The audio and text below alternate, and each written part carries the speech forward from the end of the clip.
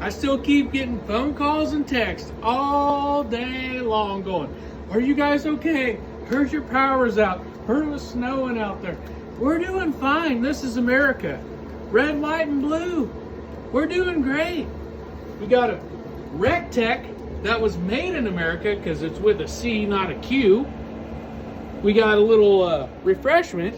We got baby backs on the barbecue right now as we speak. Look at those baby backs, Lily Bell. Here, let's take a look. This is how we check our baby backs. Oh, look at that.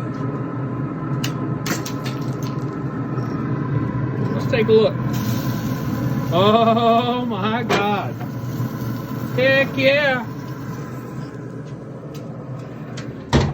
Anyways, we're doing good. We're cooking ribs, we're drinking beer. If our beer freezes up, we're prepared.